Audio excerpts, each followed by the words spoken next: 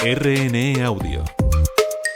Descarga la app y disfruta de los programas de RNE y nuestros podcasts originales.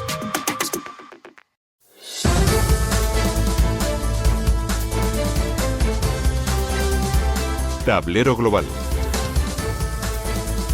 El análisis y las claves de la actualidad del mundo con Marta Solano, en Radio Exterior de España. Hola, ¿qué tal están? Hoy dedicamos nuestro tablero global a hablar de la energía como un factor determinante en las relaciones internacionales. El petróleo se ha usado en el pasado como arma de guerra, desencadenando graves crisis mundiales. Ahora el debate es qué ocurrirá con los países productores de petróleo cuando esta materia prima deje de ser tan importante. En juego la estabilidad política de regiones enteras que se plantean si emprender reformas que pueden poner en peligro su propio poder, su propio gobierno. Un tema interesantísimo que nos afecta a todos. ¡Arrancamos!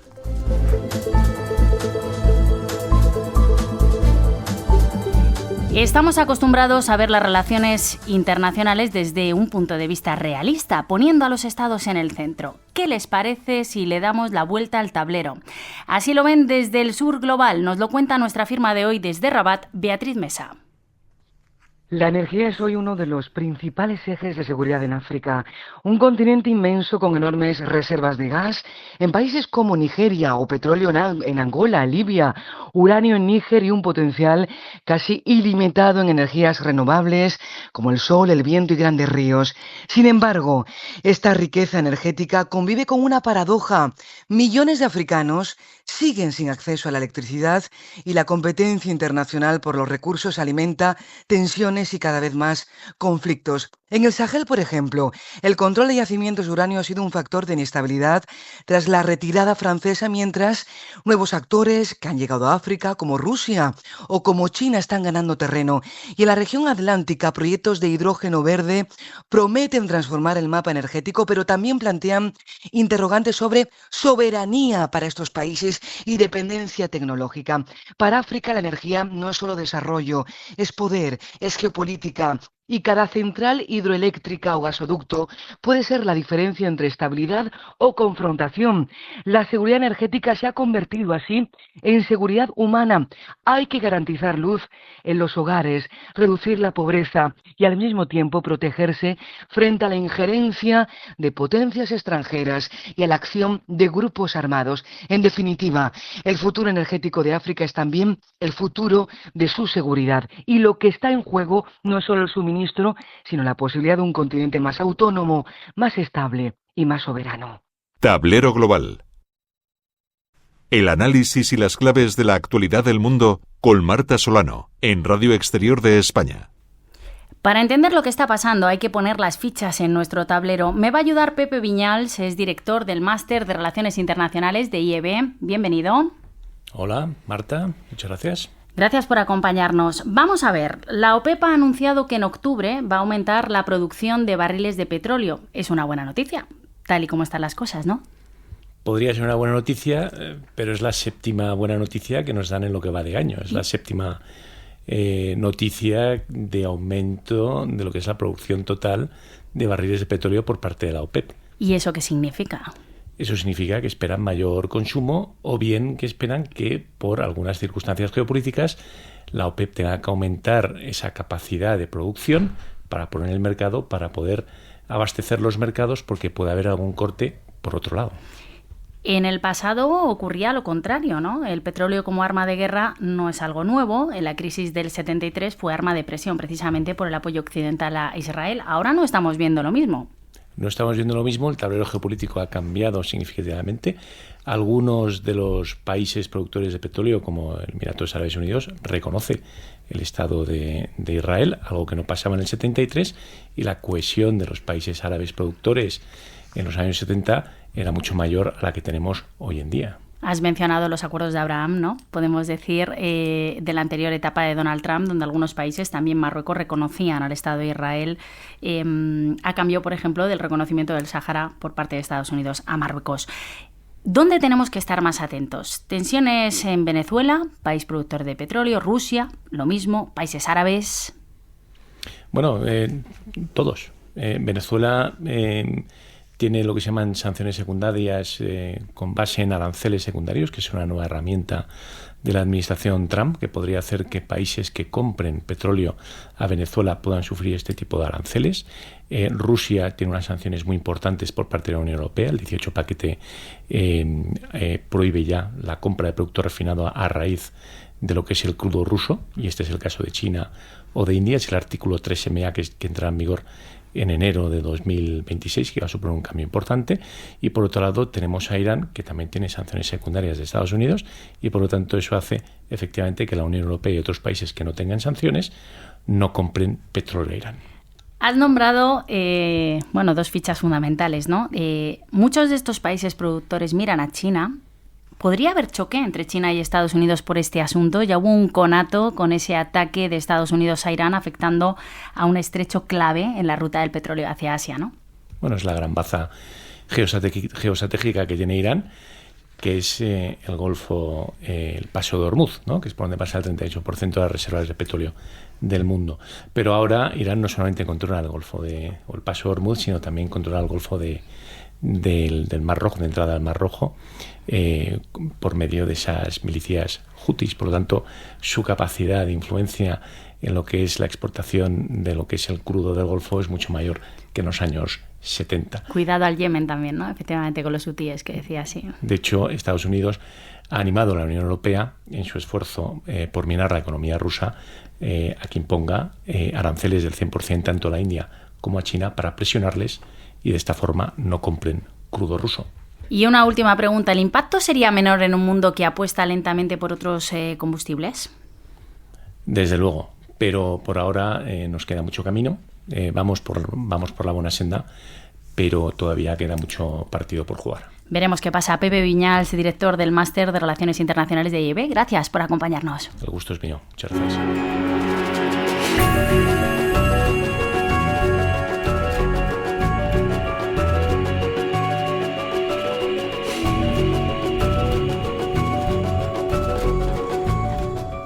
Pues ahora sí, tenemos todo lo que necesitamos para armar la partida de hoy. A un lado del tablero, Alejandro López, coordinador de Descifrando la Guerra. Alejandro, bienvenido. Muy buenas, gracias. Por otro lado, el otro jugador de hoy es Amin Lejarza, de Eurodefense Joven España. Amin, gracias por acompañarnos. Placer. Pues vamos por el principio, si os parece. En su informe Oil 2025, la Agencia Internacional de la Energía asegura que la demanda mundial de petróleo llegará a su pico en 2029, esto es ya. Vemos también la electrificación del transporte, vemos en cambios de hábito, ¿no?, de consumo, y todo esto está afectando directamente, Alejandro, a los países productores de petróleo. Uh-huh. Sí, a los países productores de petróleo, pero también va a afectar mucho a los consumidores, porque la electricidad tampoco cae del cielo, como decía aquel, ¿no? La cuestión es que todos estos países siguen incrementando el nivel de tecnificación y de demanda energética que tienen en general. Tanto los productores como los consumidores se van a ver tensionados. Y ahora mismo, entre una pugna de qué hacer con la energía nuclear, con las distintas combustibles fósiles y con las energías alternativas, bueno, pues que todavía no terminan de lograr esa primacía en muchos de los países, creo que tanto unos como otros se van a ver fuertemente tensionados. Totalmente de acuerdo con el compañero. Simplemente hay que tener en cuenta también vamos a ir al libro blanco de defensa, es decir, al final los hidrocarburos no solamente son ese motor, valga la redundancia, para que cuando nos levantemos por la mañana y cogemos el coche para ir, por ejemplo, al trabajo o vayamos a coger el metro, funcione, sino que también es ese motor para que podamos llevar a cabo la propia construcción del armamento que queremos tener para este 2000, para esta nueva estrategia de la Unión Europea de cara al 2030, y por otro lado para que estas mismas armas o este mismo armamento pueda llegar a funcionar. La caída de la demanda de petróleo, ¿cómo puede afectar a la estabilidad política de países productores? Vamos un poquito más allá. Sí, porque muchos de los países productores, como decía, ya se están empezando a ver tensionados. Desde luego, a ver si nos remontamos a las primaveras árabes, pero también en la actualidad, los países del Golfo, el hecho de que cada uno de los acontecimientos y crisis geopolíticas que se dan, por ejemplo, en Oriente Medio, la de Israel, Irán, directamente cualquiera de las respuestas que se pudiera dar, ya alertaban a los mercados, especialmente en China, en India, por la dinámica que tiene Irán, pero esto en general tampoco gusta en Estados Unidos y en Occidente, no gusta en general fuera de la región a nadie, ni a los países productores ni a los consumidores, porque cualquier disrupción de estas cadenas o cualquier problema grave, un agujero negro de estabilidad en Oriente Medio, tiene efectos en todo el mundo. Ya lo estamos viendo hoy, no hace falta tampoco ir hasta el pico del petróleo, esto es algo que ya estamos viendo. También hablaba antes yo de esa crisis del 73, afortunadamente no lo estamos viviendo ahora, pero sorprende que no haya reacción porque es un arma política, ¿no? Sí, por supuesto es un arma política y sobre todo yo, no por seguir renqueante con mirar desde un punto de vista eurocentrista, pero tenemos que hacer una gran diferenciación. El compañero bien indicaba cómo los países del Golfo, la región MENA, podemos hablar de Rusia, Venezuela, es decir, países exportadores de petróleo, tienen un gran reto a futuro sobre... Vamos a ver hasta qué punto esto puede seguir siendo un negocio y vamos a ver también hasta qué punto podemos hacer que esto siga siendo un negocio. Pero desde Europa tenemos que tener en cuenta que nosotros no tenemos esos recursos y cómo debemos al final diseñar una estrategia a futuro de algún modo poder manejar la situación que es la que de verdad nos debería de preocupar, es decir, cuáles son las alternativas que debemos de tener en cuenta al no ser una parte del mundo que al ser una parte del mundo que carece de dichos recursos. Está claro que somos dependientes de lo que pasa en el mundo, dependientes de ese tipo de energía. También en Europa se está intentando apostar por energías limpias, ¿no? Aquí en España pues lo vemos, energía solar, energía eólica, etcétera, pero petróleo desde luego no tenemos. En cambio, sí nos afectan las consecuencias de lo que pueda pasar. ¿Qué ocurriría? Hablabas antes, Alejandro, de unas posibles, bueno, son mal llamadas primaveras árabes, pero esto podría pasar y esto nos afecta a Europa directamente también, y no solo a Europa, a todo el mundo, presiones, desestabilización social, política, caldo de cultivo para el terrorismo, presión migratoria, etcétera, etcétera, ¿no? Todas estas tensiones que ya hemos introducido en realidad las estamos viendo. Por ejemplo, países como los latinoamericanos. En Ecuador directamente el final de los subsidios ha tenido consecuencias en forma de estallido social. También lo estamos viendo en algunos países africanos. En Kazajistán fue directamente así. Hubo una intervención por parte de la alianza que tiene Kazajistán con Rusia después de una liberalización de precios del petróleo y unas consecuencias sociales muy fuertes que escalaron hacia otra cosa. Lo mismo estamos viendo en otros países de Oriente Medio, pero es que en Europa, yendo un poco por las consecuencias que me planteabas, además de que pueda haber primaveras árabes en los países afectados, en Europa el hecho de que se diera el embargo o semi-embargo, que es como se le quiera llamar, a la energía rusa, porque se ha seguido comerciando a través de terceros, ha tenido unas consecuencias evidentes. Durante 2022 y 2023 se estaba hablando todo el tiempo de cómo evitar una escalada enorme de los precios de la energía en Europa y de cómo eso podía suponer un desgaste de los regímenes actuales y un auge de gobiernos o movimientos que fueran contestatarios con las sanciones a Rusia y a otros países, porque es que nosotros mismos somos los que nos hemos puesto los diques. Nosotros hemos sancionado a Venezuela, ahora estamos sancionando a Irán durante el 2025, seguramente lo veamos, a Rusia.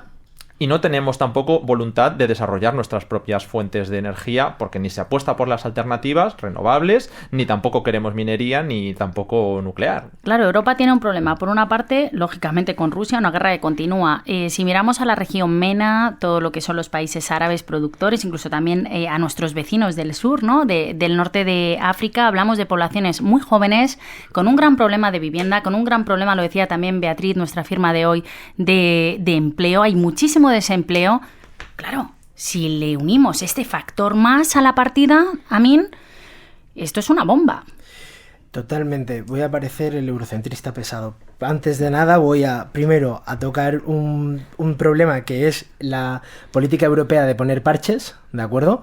Es decir, en el caso de poner parches me refiero a Azerbaiyán. Estamos intentando jugar a... Bueno, como bien comentaba el compañero, ¿no? Que si ponemos embargos a Rusia, ponemos embargos sanciones a Rusia y a Venezuela. Dependemos de Noruega. Sí, Noruega es un gran exportador hacia la Unión Europea, pero no puede solventar toda la demanda. ¿Y Estados Unidos? Nos pilla un poquito lejos, nos pilla un poquito lejos, nos sale mucho más caro la jugada. No viene a ser rentable. No viene a ser rentable. Entonces, y luego generamos conflictos con los países del sur de Europa que me comentabas, Marta. O sea, hablemos de Argelia. Hablemos del conflicto que tenemos directamente. Hablemos de nuestro país, un conflicto que hemos generado con Argelia. Entonces, aquí la partida... una vez más vamos a poner un parche que se llama Nigeria y construir desde Nigeria hasta Europa, cuando tenemos la posibilidad de poder trabajar con Argelia, vías de tanto, o sea, en este caso de un gasoducto. Es decir, el problema de el problema de estas poblaciones tan jóvenes que están viviendo un momento, el caso de Marruecos es un caso muy evidente. ¿Tú lo conoces bien? ¿Eres de origen marroquí? Sí. Donde hay una gran desigualdad, donde está creciendo una clase realmente una clase media alta cada vez más formada. Cuidado, que eso también hay que tenerlo en cuenta. Es decir, la clase media alta marroquí está enormemente preparada y en ese sentido Marruecos está desarrollándose de una manera, digamos, que muy potente, pero a pesar de todo ello no estamos llevando a cabo soluciones que de verdad generen acuerdos diplomáticos o acuerdos comerciales, en este caso, que solucionen nuestras grandes demandas de hidrocarburos. Voy a poner un dato sobre la mesa. Esto a nuestros oyentes yo creo que les puede impactar, ¿eh? Si el mundo opta por una estrategia de emisiones netas cero, la demanda mundial de petróleo en 2050, no queda nada, lo vamos a ver todos, ojalá, ¿no?, será 1/3 de la actual. ¿Qué ocurre, Alejandro? Que hay países como Arabia Saudí que está invirtiendo muchísimo, esto a lo mejor la gente no lo sabe, pero está invirtiendo muchísimo en energía solar, tiene uno de los desiertos más grandes del mundo, para hacer esa transición, pero esto tarda tiempo, una década más. Sí, si me permites, en realidad yo dudo bastante de la voluntad en casi cualquier país de reducir el consumo o de ir hacia un decrecimiento. Es decir, sí, se puede buscar la reducción de emisiones, pero creo que el crecimiento del consumismo es tal, porque ya es sistémico para los regímenes económicos, que acabará superando de alguna manera la rebaja que hagas de emisiones. Pero bueno, si se consiguiera, es verdad que el efecto para países como Arabia Saudí, como países productores de petróleo, es severo. Yo me centraría quizá más en algunos países que no han sabido diversificar su economía, como Venezuela, pero es verdad que los países árabes desde hace ya tiempo están viendo venir, están leyendo mejor el momento geopolítico. A Arabia Saudí, uno de los primeros que desde que llegó Mohammed bin Salman propuso un proceso de diversificación no solo energética, sino económica. Una opinión, Amin, de Arabia Saudí y enseguida saltamos a Venezuela. Sobre Arabia Saudí solamente puedo decir que desde la llegada efectivamente de Mohammed bin Salman el proceso de diversificación del país ha sido notable, pero cuidado, no ha sido eficiente. No. Es decir, hay ideas muy buenas, pero no se están llevando a cabo probablemente con la mejor... no es con el mejor conocimiento, porque se está contratando a los mejores, o eso se dice. Y no será falta de inversión, porque dinero hay. Dinero hay, efectivamente, pero los resultados hay que tener en cuenta los condicionantes atmosféricos que tiene realmente querer construir un proyecto como, por ejemplo, Neón, vuelvo a plantearlo, que es una ciudad completamente viva de la energía, de energías renovables, pero claro, lo estás haciendo en uno de los desiertos más grandes del mundo. Donde sol hay. Vamos a hablar de Venezuela, que es noticia, lo sabéis, ahora por ese enfrentamiento, por el tema de la lucha contra el narcotráfico, ¿no?, de Estados Unidos, de Donald Trump. Donald Trump califica a Venezuela como narcoestado. El petróleo, el crudo de Venezuela es un crudo particular que normalmente se refina en Estados Unidos. ¿Cómo puede afectar esta crisis energética que decimos al régimen de Maduro, que por otro lado se nutre también de estas otras actividades criminales, ¿no?, alrededor? Bueno, ya se ha hablado mucho de si se quiere o no hacer un cambio de régimen. No sé si será solamente un cambio de cromos o realmente se busca un cambio de régimen. Desde luego, cualquier cuestión sobre el narcotráfico pues, es real, pero es un pretexto. Es decir, hay narcotráfico en prácticamente toda América Latina y ahora mismo Estados Unidos se está arrojando la capacidad de bombardear prácticamente donde quiera, como con la guerra contra el terror. Ahora, de hecho, también lo está haciendo contra opositores internamente. Si se declara Antifa como un grupo terrorista o se declara en Ecuador a los indígenas o a las maras en El Salvador, cualquier objetivo que se quiera puede ser legítimo para atacar. Entonces, lo de Venezuela, para empezar, ya le habían desrecomendado en el primer mandato a Donald Trump que lanzara una invasión en Venezuela por las consecuencias que podía tener a nivel energético, pero también a nivel humanitario, incluso desde el Brasil del Bolsonaro y desde la Colombia, que en aquel momento tenía un gobierno uribista. Ni siquiera en esas circunstancias se quería ver una invasión en Venezuela. Y Estados Unidos, por mucho que esté deseando cambiar el régimen desde el primer mandato de Donald Trump, viendo cómo ha intentado, veremos a ver cómo lo hace, evitar una guerra regional en Oriente Medio, porque sabe que el petróleo le va a afectar directamente, ha tenido que liberar de las reservas estratégicas petróleo para evitar que Rusia pueda tener unos grandes beneficios con el mercado del petróleo. Del estado de Texas, ¿no? Sobre todo, claro, ¿no? Entonces yo ahí tengo serias dudas de que le convenga una disrupción generalizada de los precios por una intervención en Venezuela, que dudo mucho que se quede solo en un golpe de Estado. Entonces, el mensaje que está lanzando Maduro de que toda esta operación del narcotráfico lo que envuelve realmente es un deseo de Estados Unidos de quedarse con nuestro petróleo, dice el mandatario venezolano, es mentira, es propaganda pura.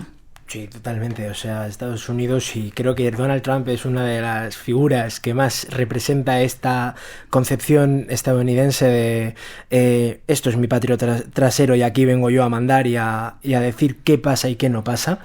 El tema de Venezuela es una cuestión jocosa, vamos a definirla de esta manera. Evidentemente, he de decir que también que gobiernos uribistas o de Bolsonaro tampoco, por las consecuencias que podía traer una intervención militar, no querían una intervención militar porque, claro, al final sabías que el éxodo de personas, ¿no?, iba a acontecer a tus países, pero actualmente, con gobiernos como Lula o Petro, tampoco les interesa. O sea, aquí todos somos colegas hasta que hay que un poco apoyarnos de verdad. Y luego es simplemente, o sea, si de verdad hubiese una intencionalidad por parte de los Estados Unidos, esto es, no quiero entrar aquí en otras barrenas como Israel y Gaza, pero esto es... Si quieres de verdad hacer un cambio, puedes hacer operaciones quirúrgicas para de verdad eliminar a personas. Es decir, no tienes que hacer demostraciones de fuerza donde lo único que realmente quieres es vender tu show, ¿no?, que es al final la marca Donald Trump. Y en el caso venezolano es además, o mejor dicho, tristemente, el problema que existente es el de hoy te estoy diciendo que eres un narcoestado, que vamos a empezar a sacar Tren de Aragua, Cártel de los Soles, o sea, las mismas consignas, que no quita que sean mentira, pero al mismo tiempo vamos a estar firmando un acuerdo comercial para seguir refinando el petróleo a mayor cantidad, ¿no? O sea... Por tanto, esa doble política, ¿no?, y esa falsedad. ¿Qué papel planteo en la mesa? ¿Qué papel tiene entonces Estados Unidos en todo esto? Sabemos que Donald Trump no es un amigo de energías renovables precisamente, habla de negacionismo climático, etcétera, etcétera. Se está aumentando la producción de petróleo en Estados Unidos. Estados Unidos es autosuficiente de momento, tiene sus propias reservas. ¿Qué papel puede jugar Estados Unidos en todo esto que estamos planteando? Es que Estados Unidos, estamos quizá enfocando el tema demasiado en el punto energético para hablar de energía. Y a lo mejor para hablar de energía hay que hablar también de geopolítica, porque Estados Unidos lo que quería era vender más energía a Europa. Le convenía la ruptura con Rusia, no porque fuera samaritano y quisiera ayudar a Ucrania. Ni Joe Biden ni Donald Trump. Los dos sacaron adelante medidas para atraer la industria europea. La industria europea dejó de ser competitiva en cuanto perdió la energía barata. Se buscaron otros socios en base a supuestos violaciones de derechos humanos, de invasiones, como en el caso de... acusaban de una a Venezuela, de la otra a Rusia, pero después se fueron a Qatar, a Nigeria, a Omán y han seguido comprando a través de terceros. También en Europa lo mismo, se ha apostado por las energías renovables, pero luego llegan los verdes alemanes y en lugar de las energías renovables recuperan el carbón. Quiero decir que todo esto es una gran hipocresía que en el fondo lo que apuesta es por beneficiar los intereses de Estados Unidos y de esa gran hegemonía occidental que se ha quedado plasmada con la guerra comercial. Cuando en la guerra comercial, en lugar de contestar, se cede. Y encima, en las áreas como la energía, el armamento, lo que se está haciendo es intentar mantener de alguna manera un statu quo, un paraguas, a cambio de que no te sancionen. Pero yo aquí no veo ninguna preocupación por el precio del petróleo más que por llevarse ellos el mercado. Uh-huh. Poderoso caballero don dinero, ¿no? Resumiríamos en este sentido. Respecto a esto, volvería también a que nos está afectando tanto a Occidente que quiero plasmar en el día de hoy el hecho de que hemos desarrollado un plan armamentístico de rearme. Puede que necesario, puede que no, eso es otro debate, creo yo, ahora mismo, pero nos va a salir, o sea, va a volver a ser un debate, va a volver a ser, se va a convertir en un rearme totalmente utópico. Es decir, si tú al final para poder llevar a cabo las compras también necesitas, hay un factor determinante que son los hidrocarburos para poder transportar, por ejemplo, el armamento cuando lo compras, o para poder mismamente construir el propio armamento incluso en nuestros propios países, y este se ha encarecido. El problema viene a ser mayor. Estados Unidos, en toda esta partida, efectivamente, lo que más le importa es la hegemonía del dólar. Esa es la verdadera batalla que Estados Unidos no quiere perder. Hemos visto ese movimiento de tipos también, ¿no? De la Fed. Efectivamente, entonces ahí está, el punto clave es que la hegemonía del dólar y que el mundo siga moviéndose bajo la hegemonía del dólar. Si eso no cambia, a Estados Unidos, con todos los respetos, evidentemente, le dará igual lo que pase en Venezuela, lo que pase en Ucrania. Seguimos esperando las 48 horas que nos prometió Donald Trump para resolver el conflicto en Ucrania y en cualquier otra parte del mundo. Recordamos, el dólar es la moneda mundial, la gran deuda que tiene Estados Unidos, se juega la partida también en tema de económico y financiero y monetario, ¿no? Hemos hablado de Estados Unidos, y a todo esto China. China le interesa también mantener los flujos comerciales energéticos de manera normal, por lo menos en el caso del estrecho de Hormuz es la principal interesada, desde luego. Claro, no está intentando hacer una OPA a los sistemas económicos europeos como hemos visto desde Estados Unidos, pero le ha venido también bien el hecho de que Europa rompa con Rusia, porque todo el desarrollo del Power of Siberia y otros ductos que van hacia China vienen de haber desviado recursos que antiguamente iban a haber llegado a Europa, de modo que al final los europeos van a tener la energía más cara, los rusos van a seguir vendiendo a otros países, los chinos van a tener un socio preferente, Estados Unidos va a tener también acceso a un mayor mercado, y al final los que pagan son los europeos. Los ucranianos, por supuesto, con vidas. Los rusos tienen un efecto en su economía, pero los europeos son los que están poniendo el dinero para las armas, para la energía, el daño económico, y yo no veo que Rusia se esté quedando más aislada por esta política energética. Bueno, cuando trascienden los datos del consumo en Europa de petróleo y gas ruso desde que empezó la guerra hasta ahora, esta gran invasión a gran escala en Ucrania, resulta que consumimos más. O sea que es verdad que se le están imponiendo sanciones, se les está embargando cuentas, un montón de cosas, pero en cuanto a energía, parece que Putin no se ha despeinado, vamos. No, para nada. O sea, también es verdad que ha estado vendiendo a unos niveles de precio inferiores. Los casos más conocidos, China y India, que sí, lo sabemos, evidentemente, pero tampoco creamos que le afecta en gran medida.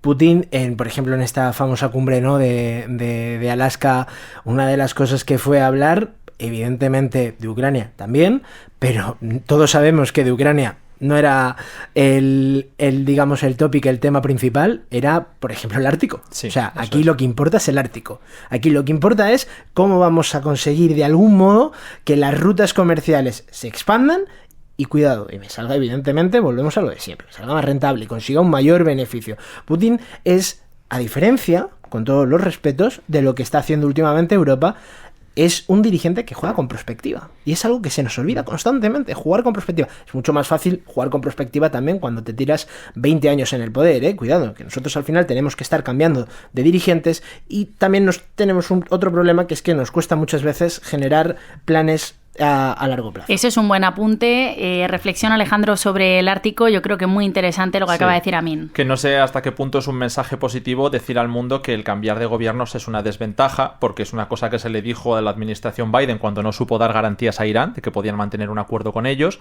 Pero por otro lado es verdad que también en Arabia Saudí, en Riad, en la cumbre se habló del Ártico. Se volvió a hablar del Ártico. Es que no son solo las rutas comerciales, es que ya se está hablando hasta de un posible nuevo Yalta en el que las grandes potencias acuerden sus intereses a expensas de los demás. No son solo los estadounidenses o los rusos los que tienen perspectiva. Es que veo que en Asia hay muchísimos planes a largo plazo de desarrollo y en Europa no lo hay. Nos queda menos de un minuto y, como siempre, os voy a pedir un libro o una peli sobre el tema que hemos hablado para recomendar a nuestros oyentes. Alejandro.